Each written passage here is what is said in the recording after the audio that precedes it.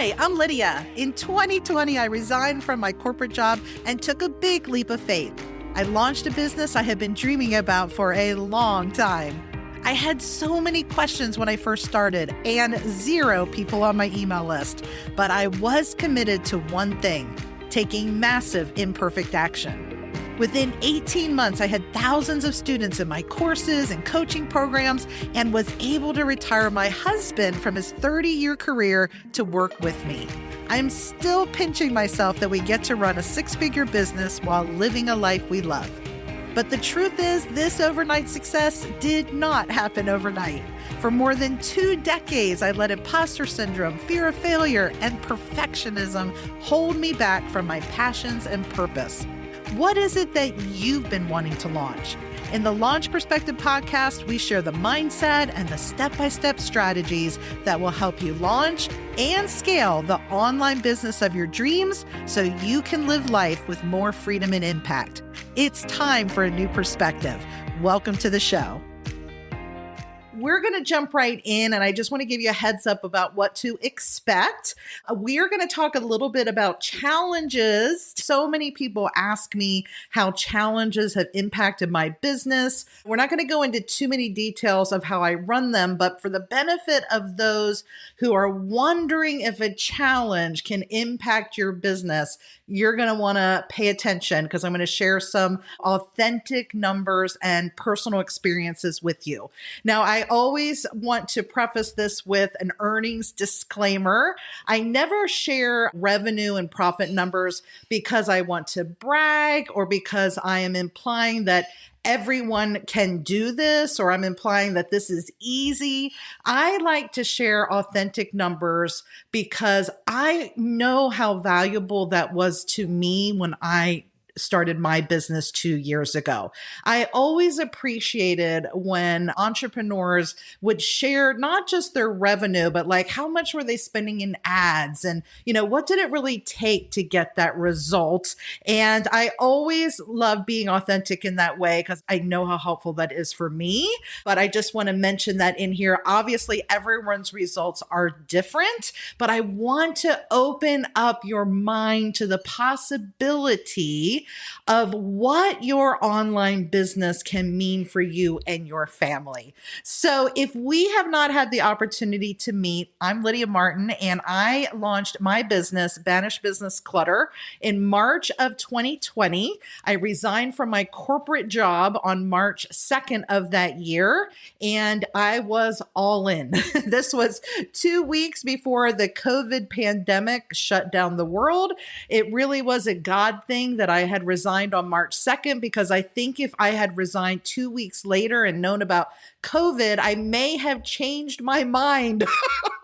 So I'm glad that I didn't let fear hold me back. I took this major leap of faith and launched a business with 0 people on my email list. And I just feel so blessed to be here 2 years and about 4 months later or so, having the privilege of helping other entrepreneurs reach their goals and dreams. That is what is so important to me because it's not just about creating the business you desire, but it's creating the business so that you can create the life you desire, right? We all want to have more impact in the world. We want to leave a legacy for our kids. There's just so many reasons why you should have flexibility and freedom. And that's how passionate I am about being able to work for yourself in an online business capacity. All right. So that's what I want to preface our talk with tonight. And of course, if you have been listening to the podcast, I so appreciate your support. There has been an overwhelming response so far. You can find the Launch Perspective on any of your favorite podcast apps. Just search for Launch Perspective.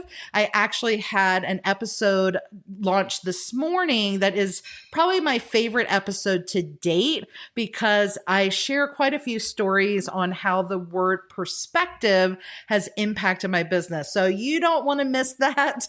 Thank you all so much for your messages about the podcast. Thank you for rating and leaving a review. That means so much. Make sure you click that check mark, which means that you're following the podcast. And if you haven't already, be sure to listen to the first 8 episodes there at the moment, and they are so impactful. So you're going to want to check those out. Now, I've shared some of these stats before, but if you're new, I want to share a little bit about my journey in my first 2 years of business. So again, I launched in March of 2020 with 0 people on my list. And I decided that the first offer that I was going to launch, aside from individual coaching sessions, I was coaching one-on-one, but my first course that I wanted to launch is called the Digital Clutter Cure. And I launched this course before I built it. So I always like to share that. People say, well, how did you earn revenue so quickly? And I truly embraced the mantra of taking massive imperfect action. I knew that my course was going to grow. This was just like the first initial starter version of it. And I thought, my launch probably isn't going to be perfect, but I need to be meeting people and gathering people and connecting with people. And to me, a challenge was the best way to do that. There are many different types of launches. I talk about that in the podcast, but I just knew that hanging out with my ideal audience in a Facebook group over a few days would probably be one of the best ways for people to connect with me to connect with them. And that is how I launched my first course. I'm going to say some of these numbers since some of you will not be watching live. You'll be listening on the podcast. But my first challenge was held that first month. I held my first 5-day challenge the end of March of 2020 and ended up getting 95 students in my $97 course. The only thing I had done was an introduction video. That was the only thing that was complete. But then I basically recorded a module and delivered the module, recorded a module, delivered a module. And that is how my first group of students received that course over 6 weeks. And it was an amazing experience. I learned so much from that launch. And I basically did a repeat 3 months later, that July, and then 3 months after that, that October. So I had 3 challenge launches in my very first full year of business. Okay. And that first full year of business, you may have heard me share this before. My goal was to hit 6 figures. In, working many amazing jobs and businesses 25 years prior to launching this business, I had earned a great income. I had earned free trips. I was very thankful for the jobs and the businesses that I had had, but I had never earned $100K in a year. In 25 years of working extremely hard.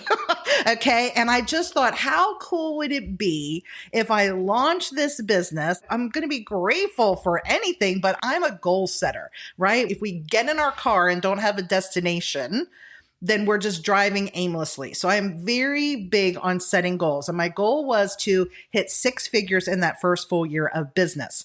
I did not make that goal. I actually hit the revenue of about 71K. And the unique thing about that is 47%. So almost half of the revenue that I generated in that first year was from those 3 challenge launches. So do you all see how launching had a significant impact on my result? Okay. I did not use ads at all in the first launch. The second launch, I only paid $100 to boost an ad. And then I really started learning more about Facebook ads. And in my third challenge, I spent about $1,300 on ads, but my revenue for those launches were around $9,200, over $11,000 and over $13,000. And I was so excited about that. And in the fourth quarter of that first full year, I was planning a 4th launch.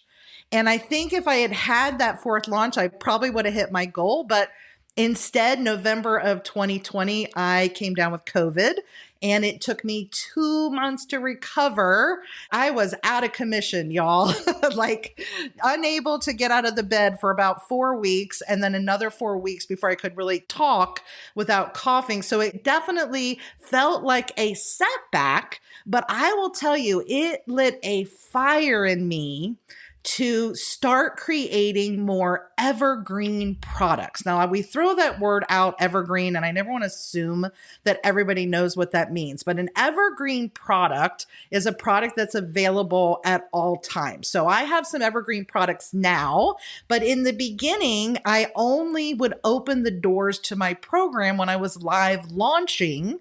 And then the other revenue I was earning in between launches was like from coaching sessions, coaching packages, that sort of thing. I realized during that COVID experience that I needed to start working on creating things that I could sell 24/7. Even if my signature programs only opened their doors a few times a year, what else did my audience need that would sell in between? Okay, that I could generate leads to at all times that would bring revenue into my world while I slept, right? It really lit a fire. Okay. So I decided that second full year that I was not only going to do one live launch a quarter, but that I was going to also start doing some live paid workshops, and those would become courses. I created a few digital products. Those became available to purchase on my website. So there was a lot of things I was building in my second full year, but challenges continued to be an amazing boost of revenue in my business. So my second full year of business, I went from $71K in the first year to $209,000 in revenue in my second full year. I want to stop here just for a minute because I want you to hear me. I did not reach my initial goal in year one, right? And I could have been really bummed about that and been like, what's the point? This isn't going well. But the point is even when we don't hit the mark, when we're taking action, momentum builds. And when you stick with something and you launch something again and again, you improve each and every time. You learn from each experience. And I'm sharing this screen for those who are watching this live, but I'll try to describe it for our podcast listeners. That $209K that I earned was from 4 live launches that year.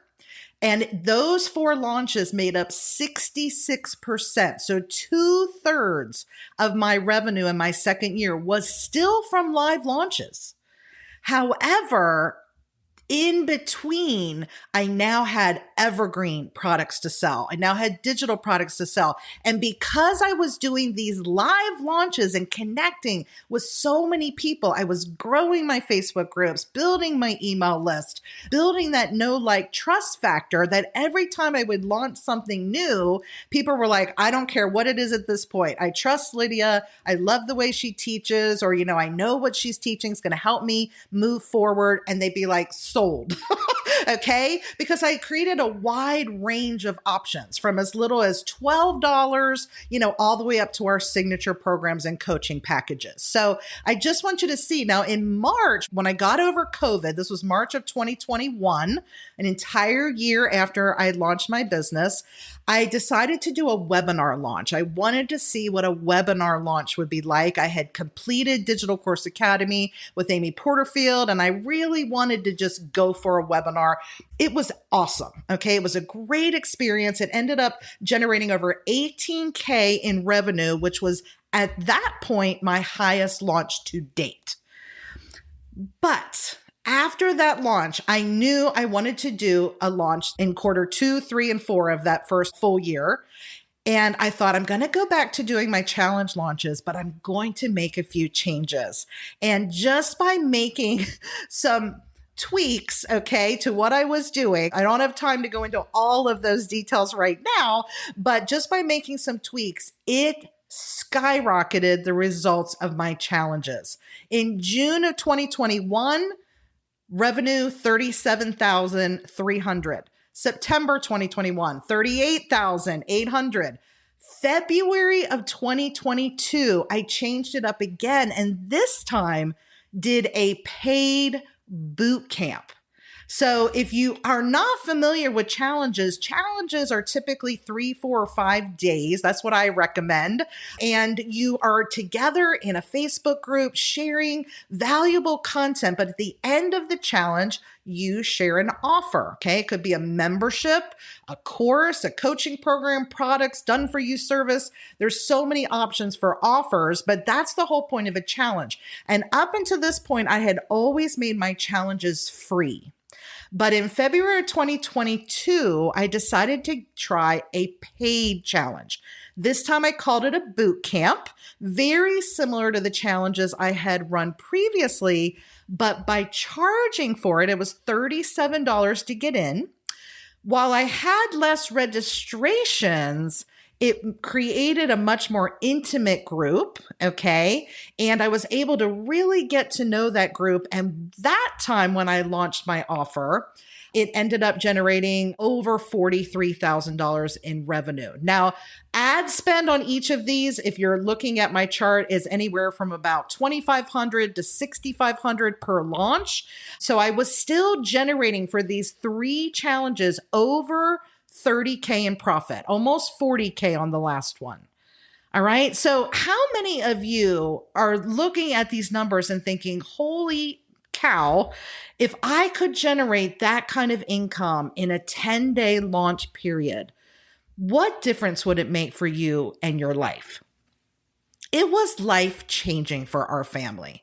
I was able to retire my husband from his 30-year IT career in October of 2021. He's been working with me and our team ever since. He is my podcast manager. And what a blessing for our family. He actually took over homeschooling our son. Okay. He homeschools by day and works for me in the afternoon. It is just like a dream come true and a pinch me moment. I just am so grateful for the opportunities, for what I've learned, for just the opportunity to share what I've experienced to help others do the same. Okay. So you can see how challenges had such an impact, but it also had an impact in the growth of my list. One of the things that you'll see on this chart is that one of the huge spikes in revenue from the year actually took place in December of 2021. Because I had grown my email list and had built so many great relationships, I did a 12 days of Christmas promotion in December of 2021 that generated like $26K in the month. Can you imagine by sending out like 14 emails to generate that kind of income without even a live launch? This is what's possible once you've put in the effort and the work and you've launched it again and again and again. Okay. And all of this was to the exact same program, my digital clutter cure program. That program is now my signature program. Obviously not $97 anymore. It actually is a $597 program. And I even offered 2 additional tiers in our last boot camp, the highest tier being a 3K level, had 4 people jump into that opportunity. So you can see where even if you feel like I'm starting so small, I just have this little mini course that's only $97, you can grow that to whatever you want it to be. And for me, challenges is what's made that possible. All right. So if you are new to our world, I want to make sure that you do get our free resource. We have a guide called The 3 Things You Need to Launch and Scale Your Online Business. And it really does come down to your offer, which is the thing you sell, okay, and how it fulfills the needs of your ideal audience. Your launch, which is your marketing plan. Okay, how you're going to create those raving fans that are just ready to buy. That's what I love about challenges. Okay. And then the third thing you need, of course, are leads. And that is the other icing on the cake. Challenges help you grow your list. So it is a win-win all the way. If you do not yet have our free guide, be sure to go to banishbusinessclutter.com/guide. It's like a 15 or so page guide that talks about the different types of offers, different launches, all the different traffic sources and ways that you can generate leads. You're going to want to refer to that again and again. Now, why challenges? What is the magic? The magic to me is the community. I enjoy doing webinars. You can tell I like to speak with slides and I get to hang out with you guys, and you all are in the comments right now with me on Facebook Live. It's very similar on a webinar, right? I'm on Zoom and I'm seeing all the comments, but it's not quite the same as when we're all together in a Facebook group working together on something. So it's not just all eyes on me and a few comments. A challenge, everyone is engaged. Everyone's in the Facebook group taking action, and they're all working towards a common goal. And that is what I love about challenges. The second thing is challenges provides a way for your audience to have quick wins. All right. Quick wins, meaning each day of your challenge, you're going to give them an action step, a very simple action step that they can complete in like 10 minutes, 15 minutes tops. Okay. And by having quick wins that they can now go in the group and say, woohoo, here's my action item. Here's what I did. Check my screenshot out, whatever. It does a lot of things. They're getting connection with others. They're getting recognized. They may be getting rewarded if you're doing prizes, but it also increases their belief in themselves. Do you know that one of the biggest reasons why someone does not buy your offer is not because they don't trust you? It's that they don't trust themselves. How many of you have ever been on a webinar and you're like, oh my goodness, I love what this person's sharing. I want this program, but I don't think I can do it. I don't know if I'm smart enough. I don't know if this is going to work for me. They're not doubting you. They're doubting themselves. And that is holding people back from taking that next step. But when you're in a challenge with them and they're like, oh, I did that action step, and now they're farther ahead. And then they do another action step and they're like, oh my goodness, I'm getting this now. I'm having a win. I'm putting it together. And by the end of this challenge, they're like, look what I have accomplished in such a short time. Imagine what will happen if I take the next step. That to me is the magic of a challenge. Okay. Now, in addition to them getting to gain confidence in themselves, you are also getting to know your audience. By having even that very first challenge, when I kicked off my business, I learned so much about my audience, their pain points, their desires, what was holding them back. And that information is exactly what I put in my course. I am so glad I didn't pre-create a course with the things I thought they would want to know. Instead, I literally created my modules and lessons based on what they were telling me inside the challenge. Okay, so you learn a lot about your audience. And as I've shared before, it definitely builds your list and increases your revenue. Now, if you are somebody who's listening to me and you're like, oh, I love what you're saying, Lydia, but I've done a challenge. I've done a few challenges and they just don't seem to work for me. I can't get the people there, or I had a pretty decent challenge, but nobody bought my offer. Well, I want you to know that there's a lot of things within a challenge that can impact your results.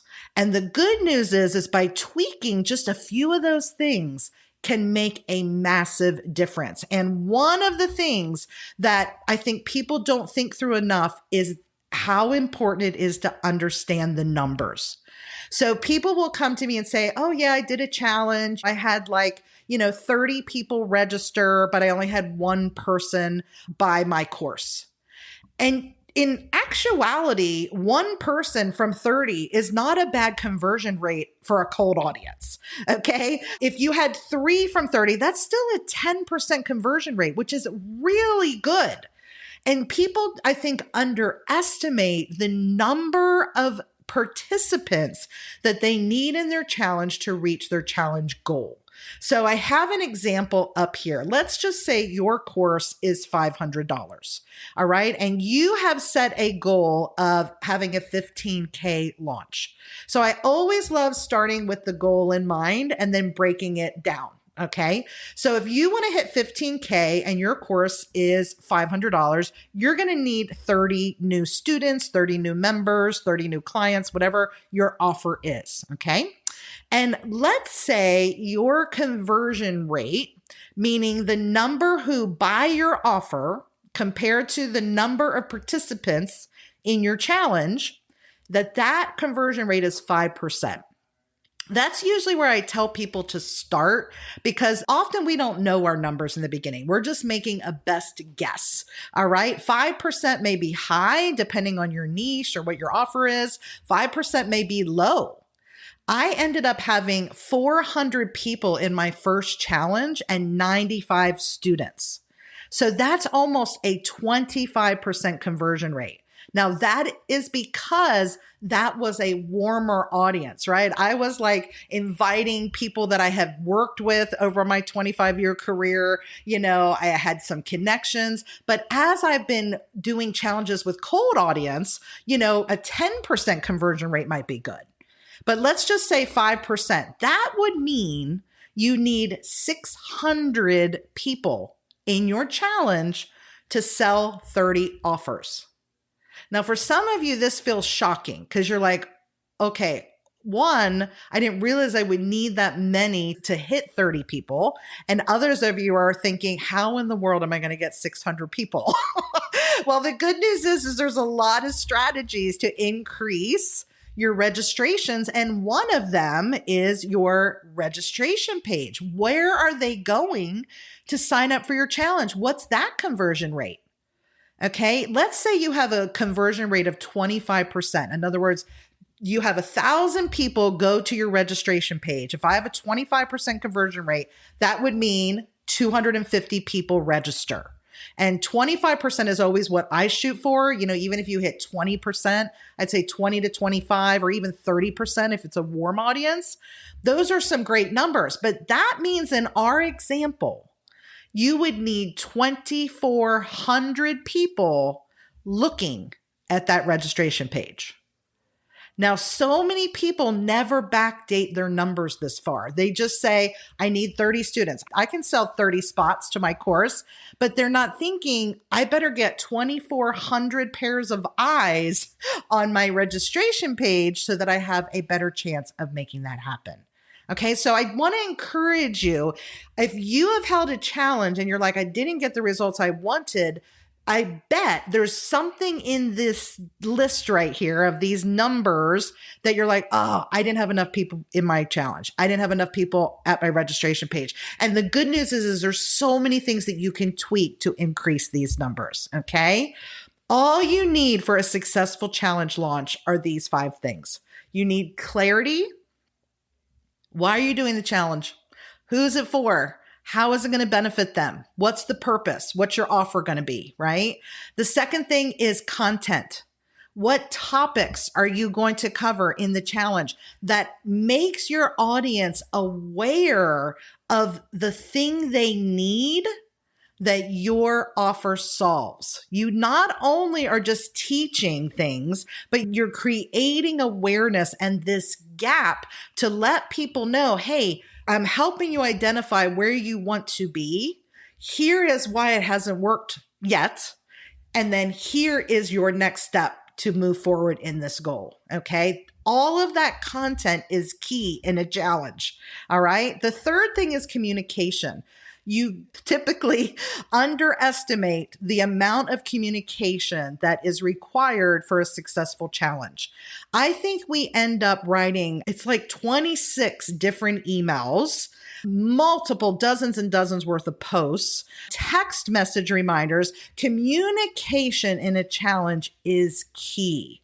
And there's a lot of tips to fast tracking this, but I just wanted to let you know that this is a big piece of a challenge. It's not like a webinar where you're like, just sending reminders. This is like every day. Here's what we're doing. Here's your action step. If that scares you, I will tell you, I did my first 2 challenges solo. I did not have a team, but after those first 2, I swore I would never do another challenge without help. That's when I hired my first team member. She worked with me about 10 hours a week, made all the difference. Now we are a team of 4, 2 of whom work full time. So you will grow over time. Okay. It doesn't all have to fall on you. And remember, you can always start with the basics in your first launch. Number 4 is connection. Learning how to connect with your audience in a Facebook group is a skill. It's more natural for some. For most of us, it's not natural at all. Okay. I know people say to me, "You're so natural on camera." Let me tell you why I'm natural on camera. I committed to learning and doing Facebook Live when it came out in 2016, and I have probably done thousands of Facebook Lives since. Okay. In my corporate job, I needed to go live every single week to deliver training. And that forced me to get comfortable with my voice, and it forced me to get comfortable in how to connect with people through live video. That takes time. So learning how to make those connections through your posts, through your lives, or your recorded video. Not everyone delivers live video in a challenge. Some pre-record their content. It's totally fine, but you still want to improve every time you do a launch, right? To increase those connections. And then the last thing you need, of course, is conversions. Learning how to share your offer at the end of a challenge also takes practice. And these are the 5 things that I work on every time we do a launch. These are the things I want to improve on. Thanks so much for joining me today on the Launch Perspective podcast. Looking for more? Head over to launchperspective.com for show notes and quick links to the content and tools that we shared today. Want to stay up to date on new podcast episodes or ask a question that I answer on the show? You can do this and more at launchperspective.com. See you there.